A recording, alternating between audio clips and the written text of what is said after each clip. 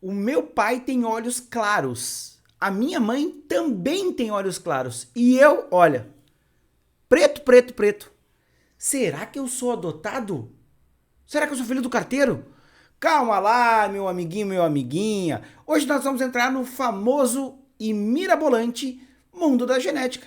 E você vai entender por que as características que os seus pais apresentam podem não se manifestar em vocês dependendo do caráter de dominância ou recessividade.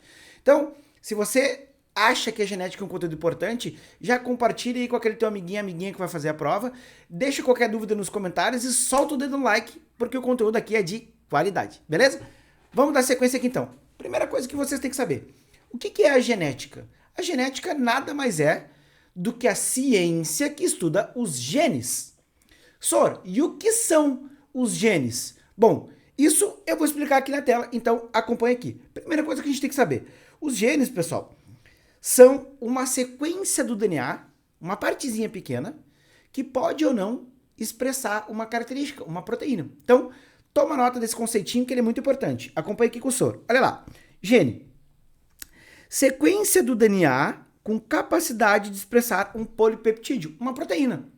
E, geralmente, é representado por letras, né? A gente usa lá o gene para representar, para simplificar o gene que é muito grande com uma letrinha. Por exemplo, o gene para cor de olhos claros, nós vamos usar o azinho. Ou não, o gene para cor de olhos escuros, e nós vamos usar o azão. Por que azão e azinho, professor?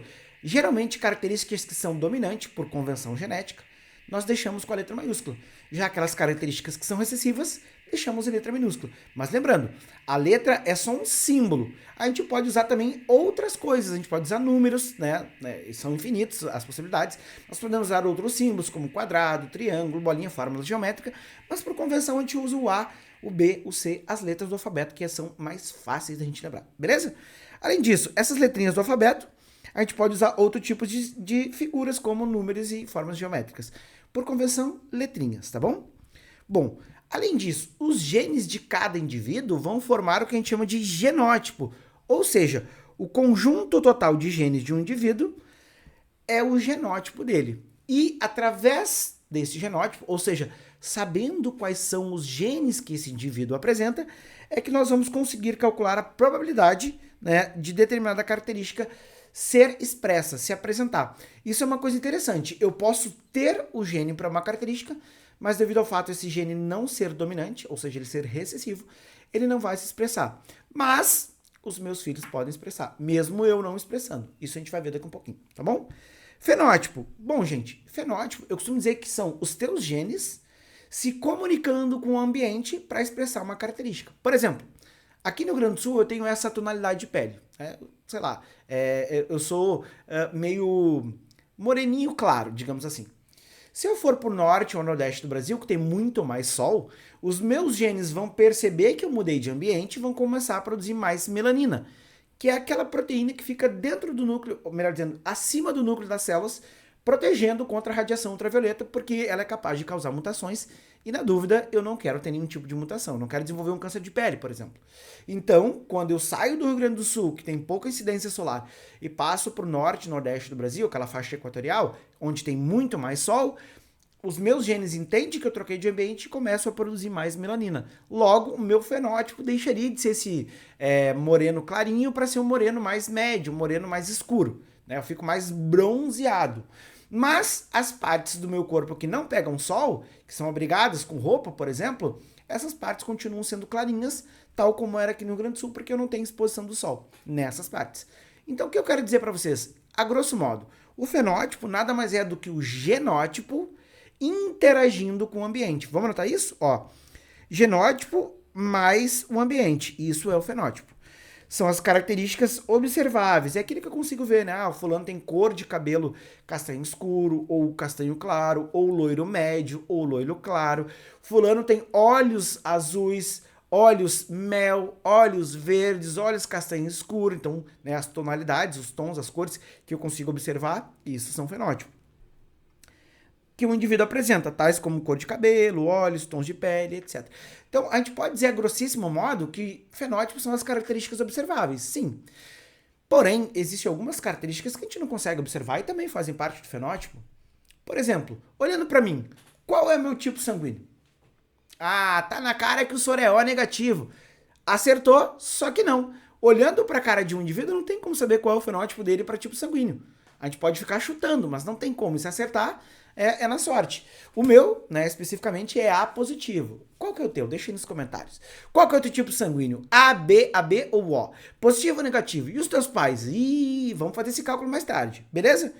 Além do fenótipo, nós também temos um outro conceito importante, que é o genoma. Soro, o que é o genoma? Lembra que a gente falou que genótipos são todos os genes de um indivíduo? Pois é, o genoma seriam todos os genes de uma espécie. Vamos imaginar o seguinte: para tipo de cabelo, a espécie humana tem vários tipos de gene. Por exemplo, vamos pegar só coloração, tá? O indivíduo pode ter cabelos castanhos escuros, castanhos médios, castanhos claros. Mas ele também pode ter ruivo escuro, ruivo médio, ruivo claro. Ele também pode ter loiro escuro, loiro médio, loiro claro. Isso só para cor. Agora vamos pegar a textura. Pode ser liso na ponta, liso no meio e liso na raiz. Liso na ponta, liso no meio e ondulado na raiz. Ondulado na ponta, ondulado no meio e liso na raiz. Crespo na ponta, crespo no meio, crespo na raiz. E assim a gente tem milhares e infinitas possibilidades de combinação. Então, para tipo de cabelo, existem vários tipos de gene. Imagina um único indivíduo ter todos esses tipos. Seria muito legal, imagina? Uma pessoa tem umas mechas loiras, umas mechas ruivas, umas mechas castanho escuro, castanho claro, ia ser muito legal isso. Mas não é o que de fato acontece. Por quê? Do total de genes de uma espécie, cada indivíduo herda uma pequena parcela. Essa pequena parcela de genes da espécie que o indivíduo herdou, nós vamos chamar de genótipo dele. Já o cômputo total de genes que a espécie pode ter, nós vamos chamar de genoma. Ou seja, genoma são todos os tipos de gene de uma determinada característica de uma determinada espécie. Cada indivíduo vai apresentar apenas alguns genes desse total. Tranquilo? Genoma não tem mistério. Deixa eu puxar minha telinha aqui para cima, né? Meu lindo rostinho para que não atrapalhe vocês. Olha lá então, ó. Genoma é o conjunto total de genes de uma espécie. O genoma dá a informação de todas as variações possíveis para um determinado gene. Cor de cabelo, cor de olho, tipo sanguíneo, se vai ou não vai ter doença, né? Então todas as características estão desenhadas no genoma de uma espécie. E olha que interessante, o genoma humano tem cerca de 28.500 genes, onde cada um gene vai expressar em média 4 características. Então, se a gente fosse fazer uma regrinha de 3, vamos arredondar para 25 mil genes, tá? Ou melhor, vamos arredondar para mais, vamos arredondar para 30 mil genes. Pronto. Vamos dizer que o genoma humano existe 30 mil genes.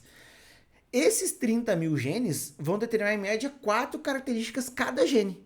Ou seja, nós temos mais de 100 mil, 110, 115 mil características diferentes em cada indivíduo. Olha, por isso que a nossa espécie é tão diversificada, não só a nossa espécie, e todas, né? Todas as outras espécies possuem uma diversificação de indivíduos dentro de uma determinada espécie lá. Os indivíduos são diferentes entre si, e isso é bom.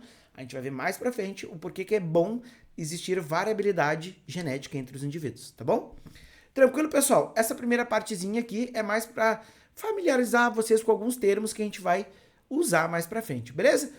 Por enquanto, eu fico por aqui e na próxima aula a gente vai aprofundar um pouquinho mais nos tipos de herança, tá bom? Dá um beijo pro Sorei, tchau, tchau, pessoal!